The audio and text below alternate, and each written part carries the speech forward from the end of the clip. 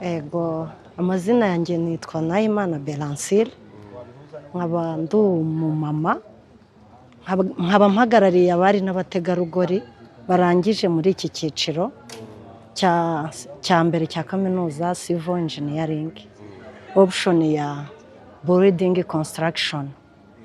Mu myaka yo hambere abagore n'abakobwa twatinyaga kwisanga muri iyo myuga, ndetse n'ubu hari ababitinya akavuga ati nubwo nabyiga ariko ntabwo nabikora.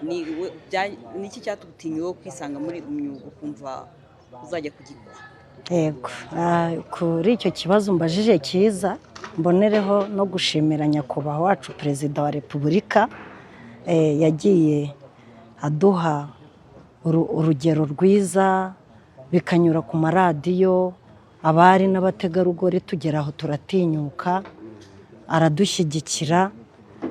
Bamwe bagiye baza kwiga mbere bigoye, bahura n'imbogamizi kuko kugera ku isoko ry'umurimo wasangaga nk'abakoresha batiyumvamo ko uwo muntu ashoboye yaba umuyobozi uhagarariye abandi kuri sayiti, bagatinya yuko tutagerayo ngo dukurikirane iriya mirimo, cyane ko babibwira ko bigoye.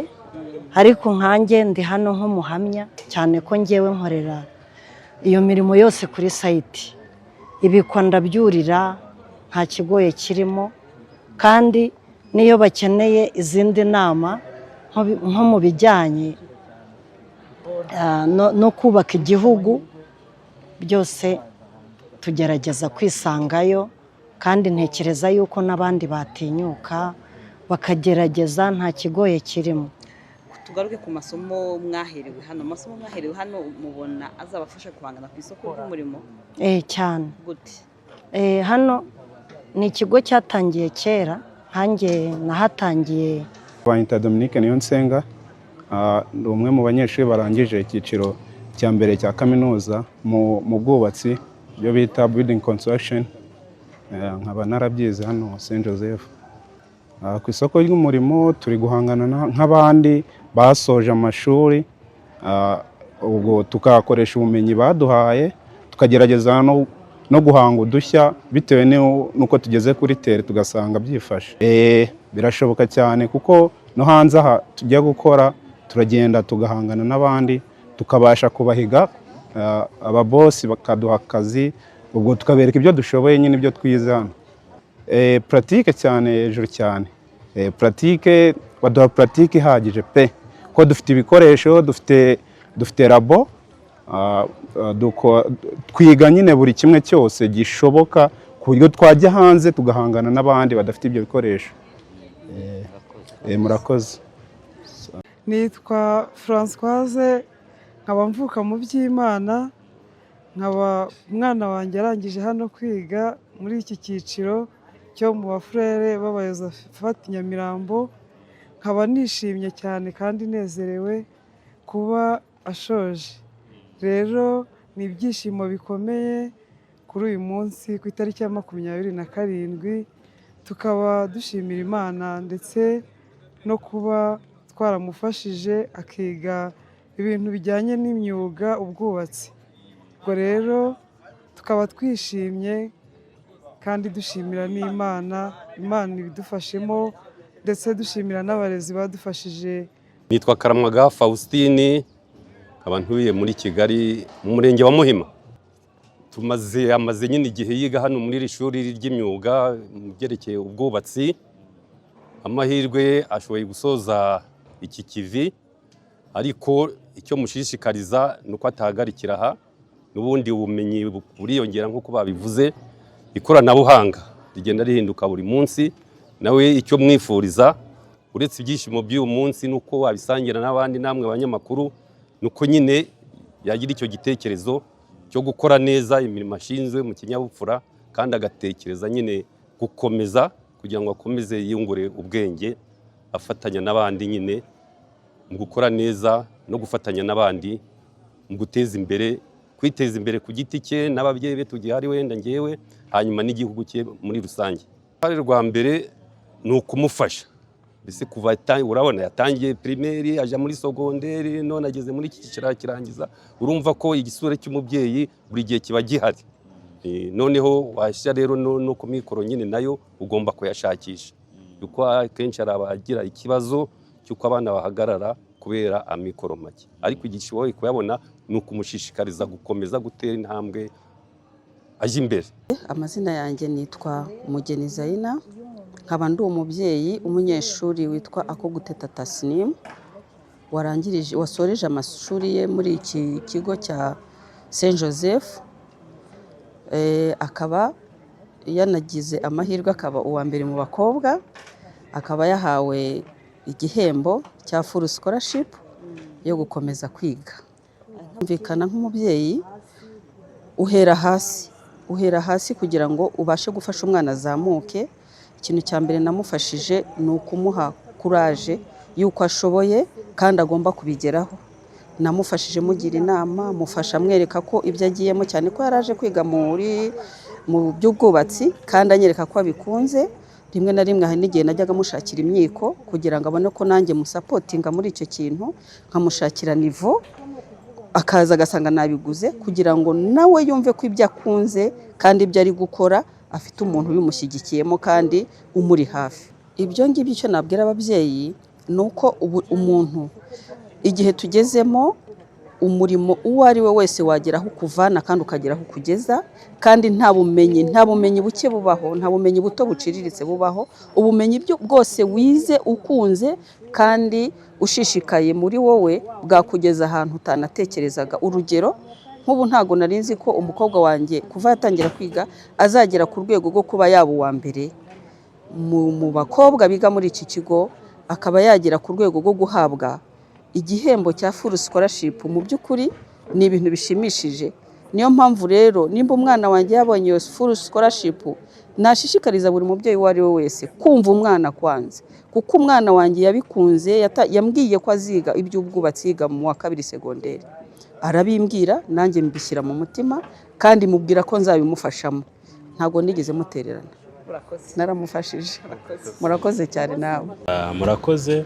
Ubundi twebwe twigisha pratique, twigisha ubumenyi ngiro. Ntago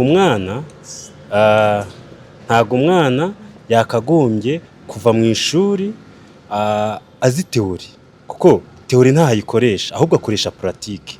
Iyo agiye rero ku isoko ry'umurimo ntago bamubaza bya bindi yumvishije, bamubaza bya bindi yamenye gukora. Niyo mpamvu politike y'ishuri ryacu ari ubumenyi ngiro, ni ugukora, ni ugukoresha amaboko, ni ukwimenyereza bya bindi ahoza yumva muri pratique. Mbese we agahora muri pratique cyane kurusha uko yumva teori, kuko nk'igihugu cyacu ahantu kigana ni ubu hari politike muri Mineduc ya dual training, kuvuga ngo 50 ku ishuri 50 ku ijana mu gutanga amasomo. Rero icyo gihe iyo umwana atakoze pratique ihagije, n'ubundi agera ku isoko ry'umurimo ugasanga bya bintu avuga ko yize mu by'ukuri ari igipapuro, ariko nta kintu yiyiziye. Abana bacu ni abenjeniyeri, kuvuga ngo ntago hano arindira kujya gusaba akazi, kuko ibintu aba yize biri pratique, afite pratique nyinshi ubwe ku giti cye. Aba afite skills ze, ntago arizo kwiruka nkajya jeroneri nka kera. Oya, ahubwo ahita agenda agafungura biro hari akahita atangira consultance akiri umwana. Ubundi consultance bazizi mu bantu bakuze, ariko consultance ubu ziri mu bana kuko nibo bize ibintu bya pratique cyane. Nitwa Frère Aristide, ndi umufrere w'umuyozefiti, abandi umuyobozi mukuru wa bode ya hano, ni inama nkuru y'ishuri.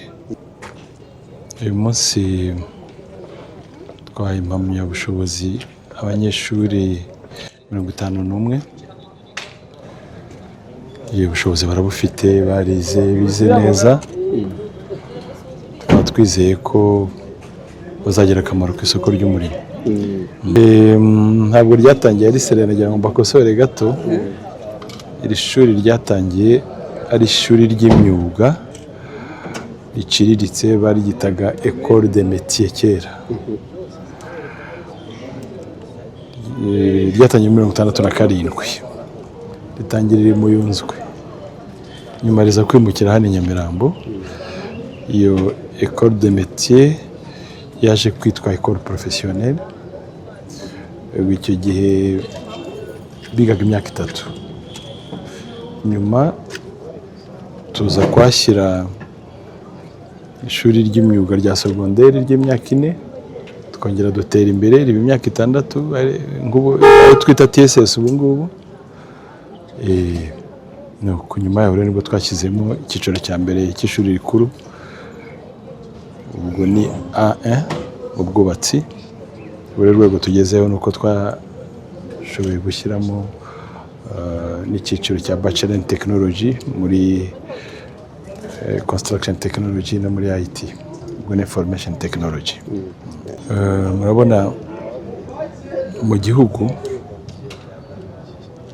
irebye no muri raporo za leta, usanga nka budget ya leta ubwubatsi bufite ijanisha rinini muri budget yakoreshejwe. Ni ukuvuga rero ko ni ahantu hakeneye abantu benshi. Abubatsi bubaka amazu, bubaka amateme, bubaka imihanda n'ibindi byose. Kandi ikindi buryo ubwubatsi bukubiyemo ibintu byinshi, bukubiyemo sudire, ububaji. Urabona niba nk'urugi rw'inzu rukoze mu giti, ubwo byose biri mu bwubatsi. Ubwo rero urumva kwigisha imyuga, mwavuze ubwubatsi ariko twigisha na IT, biha ubumenyi abantu benshi kandi bikabagirira akamaro ku buryo bashobora kwitunga no kwibeshaho. Ubwubatsi bushingiye cyane cyane ku ikoranabuhanga, kuko ntabwo iza ari ukugerekeranya amatafari.